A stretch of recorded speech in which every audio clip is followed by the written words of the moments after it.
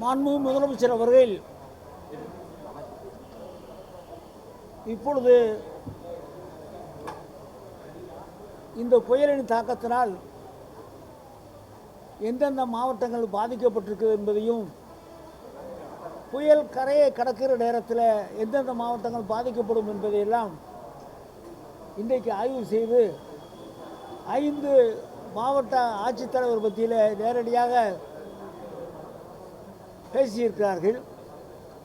காஞ்சிபுரம் மாவட்டம், திருவள்ளூர் மாவட்டம், செங்கல்பட்டு மாவட்டம், ராணிப்பேட்டை மாவட்டம், சென்னை மாநகராட்சி ஆணையர்களுடன் காணொளி காட்சி மூலமாக நம்முடைய முதலமைச்சர் அவர்கள் நேரடியாக பேசி கள நிலவரங்களையும் அவர் எடுத்திருக்கிற முன்னேற்பாடுகளையும் கேட்டு தெரிந்திருக்கிறார்கள். இன்றைக்கு இரவு 10 மணிக்கு மேல் புயல் கரையை கடக்கும் என்று சொல்லுகிற காரணத்தால், இரவில் காற்றும் மழையும் இருக்கிற காரணத்தால் தகுந்த முன்னேற்பாடுகளை இன்னும் கொஞ்சம் விரைவாக செய்ய வேண்டும் என்று அறிவுறுத்தியிருக்கிறார்கள்.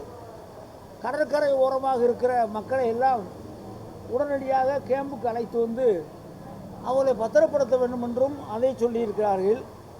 இந்த பணியெல்லாம் மாவட்ட ஆட்சித்தலைவர்கள் செய்வதை சரிபார்ப்பதற்கும், உணர்ந்து வேலை செய்வதற்கும் அந்தந்த ஏரியாவுக்கு ஒதுக்கப்பட்டிருக்க ஜோனல் ஆஃபீஸர்ஸும் அந்தந்த மாவட்ட அமைச்சர்களும் உணர்ந்து பார்த்து கொண்டிருக்கிறார்கள்.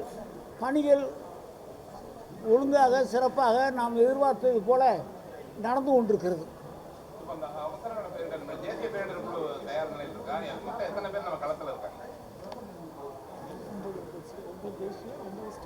அதாவது NDRF 9, SDRF 9, ஒரு குழுக்கு வந்து 30 பேர், அப்போ 270 எல்லாம் தயாராக அந்தந்த ஏரியாவுக்கு நாங்கள் பிரித்து அனுப்பியிருக்கோம்.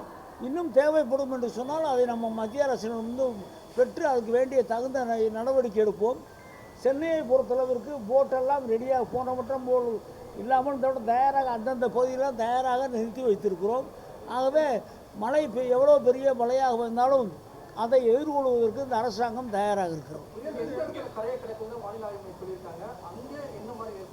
மகாபலிபுரத்துக்கும் பாண்டிச்சேரிக்கும் நடுவில் தான் கடக்க போகுது.